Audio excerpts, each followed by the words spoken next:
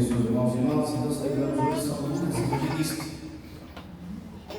Dos 4 evangelistas, somente Lucas não era judeu. Mateus, Marcos, João eram judeus. Lucas era estrangeiro, ele era grego. Por isso que há muitas nuances no Evangelho de Lucas relacionadas à propagação do Evangelho àqueles que não são judeus. Foi isso que a gente rezou, inclusive, na oração inicial da coleta, pedindo para que o Evangelho se espalhe a todos os povos. De fato, se você pega o Evangelho de Marcos, de Mateus, Marcos e João, você percebe bastante hebraísmo, palavras ou ideias hebraicas. No Evangelho de Lucas, quando isso aparece, ele explica o que é, porque ele está falando com um povo que não conhece o judaísmo. Então, quando há termos ou profecias do Antigo Testamento, no Evangelho de Lucas, ele faz questão de explicar o que é. Lucas, ele talvez a maior tese que tem sobre ele é que de fato ele era grego, e já por ser grego é que esse Evangelho de Lucas ele traz um grego mais refinado do que os outros 3 evangelhos. Mais importante do que isso é saber que ele era amigo de Paulo, e a conversão dele se dá por conta de Paulo. Como a gente sabe também pela tradição, Lucas era médico. Na carta aos Colossenses, São Paulo cita isso. O meu médico Lucas, hoje você viu também Paulo falando, só está comigo Lucas e mais alguns companheiros. Lucas, então, ele vai, apesar de ser grego, ele vai estudar em Tarso. Por que Tarso? Porque havia na antiguidade 5 cidades só que tinham a escola de medicina. Tarso era uma cidade estudantil. Quem era de Tarso? Paulo. Então, a ideia é que eles se conheceram antes da conversão. Depois que Paulo se converte, aí há uma grande influência então de Paulo sobre Lucas. Ali então Lucas ele se faz médico, se torna médico, e depois da conversão de Paulo ele também se torna um cristão e começa a acompanhar Paulo nas suas viagens. De modo que quando Paulo então começa a pregar para os povos pagãos, como você sabe, Paulo começa, o ministério de Paulo ele começa pregando para o povo judeu, que o renega. E chega uma hora que Paulo diz: então, já que eu estou falando para vocês, vocês não estão ouvindo, eu vou atrás de quem quer escutar. E é daí que Paulo, mesmo sendo judeu, começa a pregar para os pagãos, para os gentios, e por isso que Paulo é o apóstolo dos gentios, dos pagãos, daqueles que não eram judeus. Lucas acompanha Paulo. As pessoas começam a querer mais informação sobre a vida de Jesus. As pessoas que não eram judaicos queriam saber mais sobre Jesus. Lucas, então, como era estudado, como era médico, resolve então escrever também um evangelho.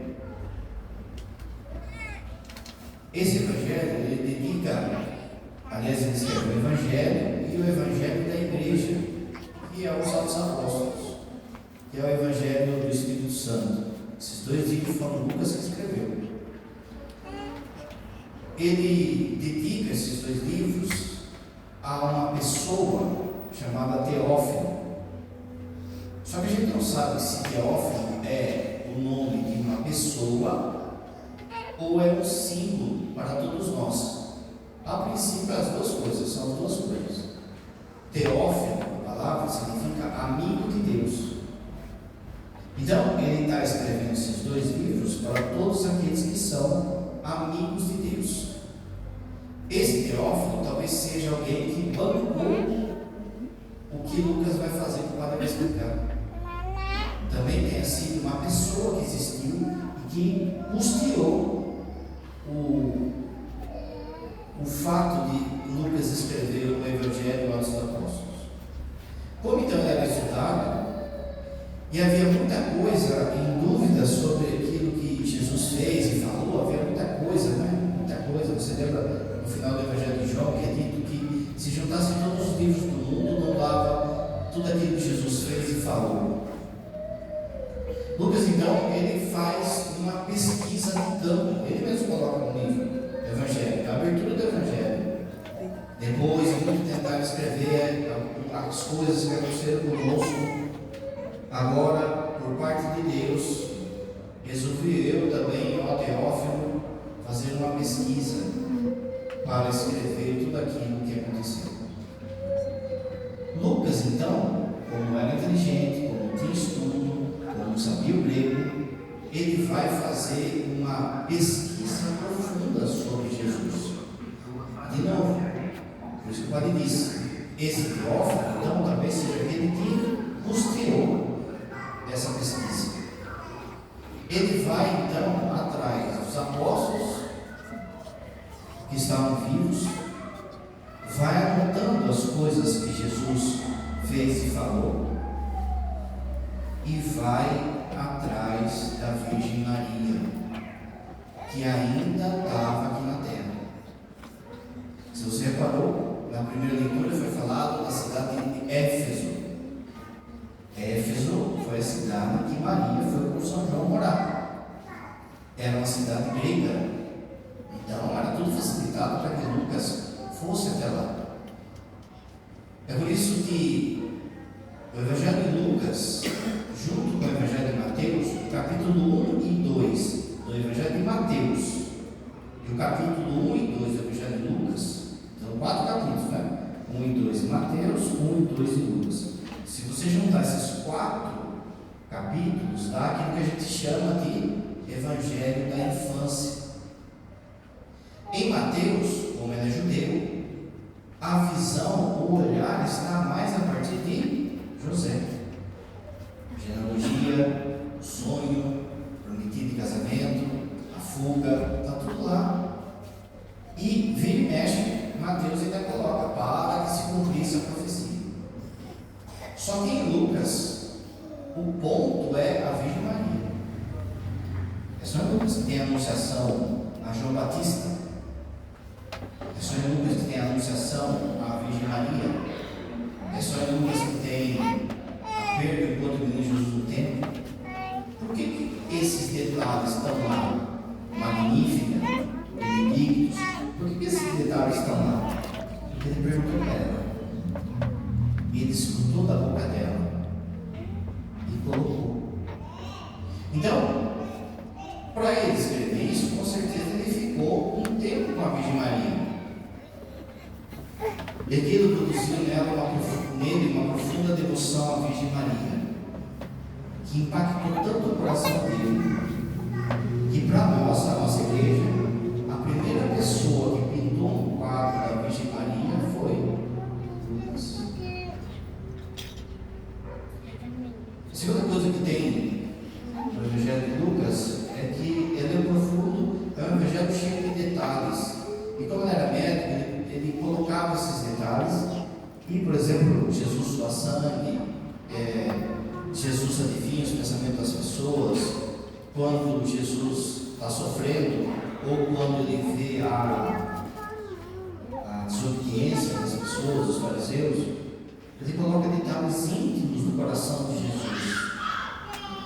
Jesus passou por uma grande agonia, ou passou por uma grande, a palavra que está lá é como se fosse um terremoto no coração de Jesus, vendo a dureza do coração dos fariseus. Lucas então escreve esse evangelho, depois escreve, e aliás também é o evangelho que mais fala da misericórdia. Capítulo 15 de Lucas é o centro do seu evangelho. Ali estão as parábolas dos perdidos, as parábolas da misericórdia. A primeira parábola é a parábola da ovelha perdida. A segunda parábola é a parábola da moeda perdida. E a terceira parábola é a parábola parábola dos filhos perdidos. O filho pródigo, que a gente conhece como filho pródigo. No fundo, para dizer que a misericórdia de Deus, veja, abarca a todos. Lembra que o padre falou? Que Lucas escreve para um povo que não era judeu. A primeira parábola, que é a parábola da ovelha perdida, ela simboliza aqueles que se perderam fora do rebanho. E Jesus foi buscar, simbolizando esse povo pagão que não tinha o Antigo Testamento, mas que Jesus foi buscar. A segunda parábola da moeda perdida simboliza os que se perderam dentro da casa de Deus. Os fariseus, os saduceus e todos aqueles que, mesmo estando na igreja, podem se perder. E essa terceira parábola, veja que amarra tudo. Tanto aquele que se perdeu fora, indo longe como ovelha, que foi o filho mais novo, como aquele que estava perdido dentro de casa, que era o filho mais velho. Você lembra que a gente celebrou São José Cupertino faz um mês, e ele não decorava nada? Lembra que ele não decorava nada? E que a única coisa que ele decorou, que ele conseguiu decorar, foi Lucas 15. E que é justamente isso que caiu na prova no dia dele. Que é Lucas 15, a parábola, as três parábolas, a parábola dos perdidos, a parábola da misericórdia do Senhor. Lucas, então, depois ele escreve o Atos dos Apóstolos, mas o Evangelho da Igreja, o Evangelho do Espírito Santo. A gente não sabe direito como Lucas morreu, mas a tradição acredita que ele tenha morrido enforcado, por isso que a gente se reveste no vestido vermelho, enforcado pelos perseguidores, né? Disso tudo que o padre falou, a gente tem que tirar 4 coisas, então, para o nosso dia a dia, a exemplo de Lucas. Como a gente viu o exemplo de Santo Irineu ontem, Santo Inácio, ontem, hoje, 4 coisas que a gente deve tirar de exemplo da vida de São Lucas. A primeira, pintar Nossa Senhora no coração. Para que o convívio dele com Nossa Senhora fez com que ele percebesse quem ela era, a grandiosidade dela. E aquilo motivou nele uma profunda devoção à Virgem Maria, que ele quis pintar esse quadro. Nós só teremos de fato uma verdadeira devoção à Virgem Maria se a gente estiver com ela. E se a gente perguntar para ela, como que foi? Minha mãe, como é que foi? Conte para mim, explique para mim, como é que aconteceu tudo isso? Repara que Deus, na sua sabedoria, deixou um jeito para que a gente converse com ela. Deus, na sua sabedoria, deixou como se fosse um Wi-Fi que a gente é ligado direto com Nossa Senhora, um zap que a gente é direto com Nossa Senhora, que é a reza do terço. Como você sabe, o modo correto de rezar o terço é contemplar os mistérios. O Papa João Paulo II vai dizer, no documento que chama o Rosário da Virgem Maria, que é olhar a vida de Jesus através dos olhos de Maria. Então, quando você fala, por exemplo, primeiro mistério, anunciamos a anunciação do anjo e a encarnação do Verbo. Por muitas vezes a gente se perde apenas na repetição das palavras, que já é boa, já traz fruto. Porém, a gente tem que ir além. E o que no fundo é distração no terço? É quando a gente sai da contemplação dos mistérios. O que significa isso? Significa que durante aquelas 10 Ave Marias, eu tenho que ficar perguntando para Nossa Senhora, imaginando e vendo como que foi. Que hora que era? Estava frio, estava calor, era noite, era dia. Como que foi a hora que ela chegou, a hora que o anjo chegou? Quem é esse anjo? Eu começo a fazer perguntas à Virgem Maria durante eu vou rezando o terço. E ela vai respondendo, de forma que eu vou pintando um quadro no meu coração. Como que foi perder o menino Jesus? Como que foi uma passagem que me impressiona muito é dos doutores. Jesus entre os doutores, quando tem um quadro lá na casa, que está o menino Jesus e os doutores. E aí tem, em volta do menino Jesus, tem o pintor ele conseguiu colocar várias expressões diante da sabedoria de Jesus. Então, por exemplo, tem um lá que está assim, abismado com a sabedoria de Jesus. Tem outro que você olha e você fala assim, você percebe que o cara está falando assim, mas não é que é isso mesmo? Aí tem um outro que está coçando a barba e fica assim, em crise, sabe? Em crise. Veja, que tudo aquilo que, por exemplo, esse pintor fez, foi no fundo reflexo de meditação, de contemplar o mistério. Toma cuidado então. Reza o terço. O falar já traz fruto. Se prepara, pede e presta atenção para contemplar o mistério. Como é que foi quando Jesus nasceu? Como que estava? Estava limpo? Estava sujo? Que animal que estava lá? Estava frio? Estava não sei o quê? Veja, você vai contemplando. Segunda coisa que a gente aprende em Lucas: seja amigo de Paulo. O que é ser amigo de Paulo? Conhecer a Bíblia. Conhecer de modo especial as cartas de Paulo. Conforme você vai conhecendo as cartas de Paulo, as próprias cartas vão cutucar você para conhecer outros livros, porque Paulo, ele, junto com São Tomás e Santo Agostinho, são os grandes teólogos da igreja. Ele é o primeiro, aliás. E ele que traz todo esse arcabouço, interpreta todo esse arcabouço do Antigo Testamento à luz de Cristo. A segunda coisa é ser amigo de Paulo. Da mesma forma que existe um Wi-Fi, um Zap para você falar com Nossa Senhora, existe um Zap para você falar com Paulo. A Escritura. Quantas e quantas vezes que Paulo nos chama de santos, de amigos, nos corrige, nos exorta, puxa a nossa orelha, nos louva. Quanta coisa que Paulo. Terceira coisa, seja uma pessoa da misericórdia.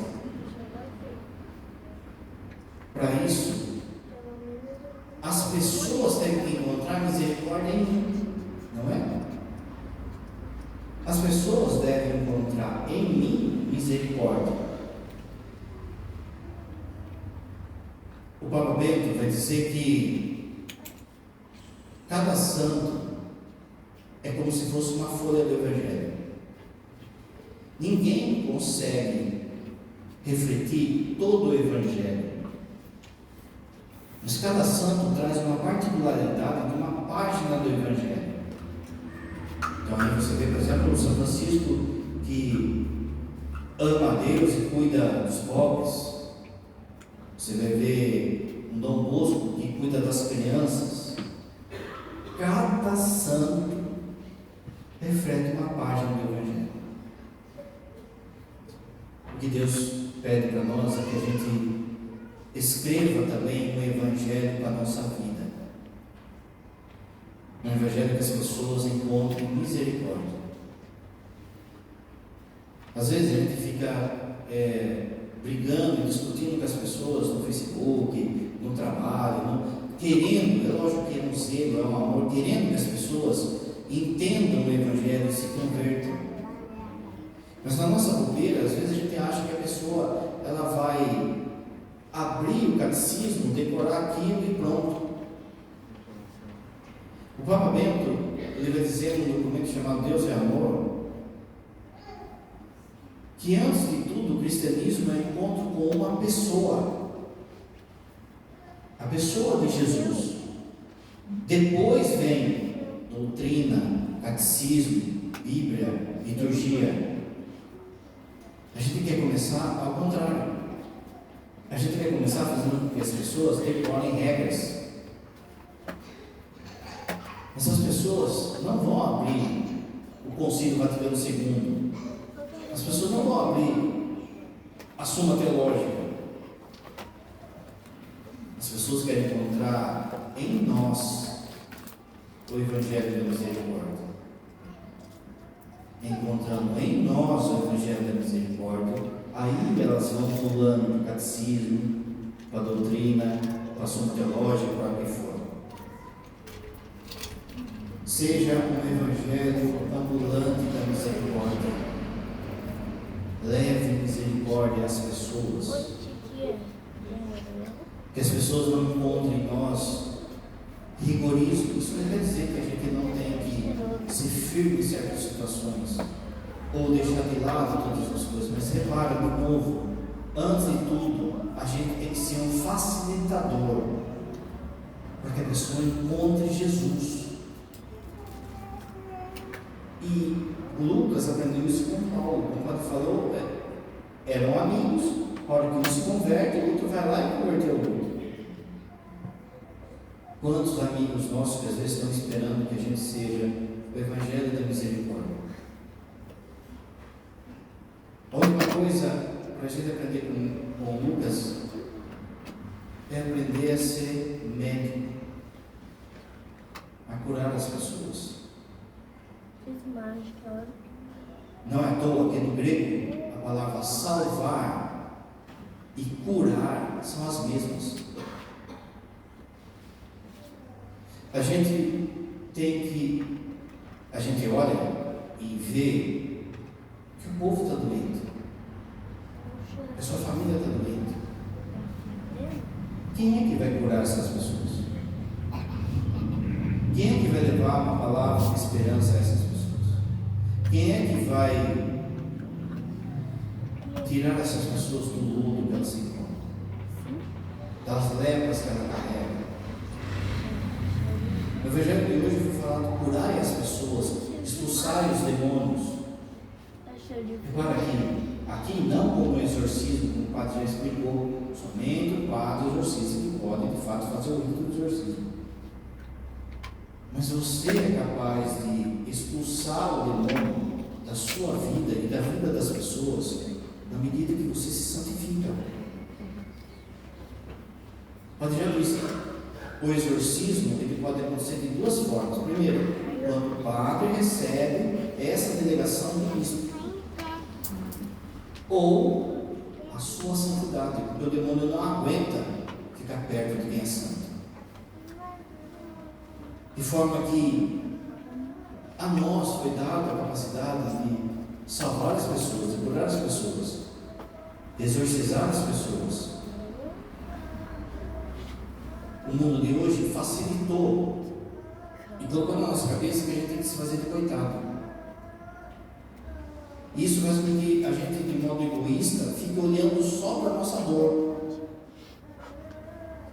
Mas a cura, a sua cura, passa pelo tanto de você curar as pessoas. Quanto mais você curar as pessoas, mais você será curado. Olha para a enfermidade das pessoas e vê como é que eu posso ser um agente da misericórdia e da cura na vida daquela pessoa. Curando, libertando, exorcizando essas pessoas, você vai ver que o Senhor não se deixa vencer em generosidade. O Senhor sempre vai te dar mais do que você dá. Cure as pessoas, liberte as pessoas, exorcize as pessoas. Pintar Nossa Senhora, amigo de Paulo, Evangelho da Misericórdia e curar as pessoas. Sentados ainda, cantando.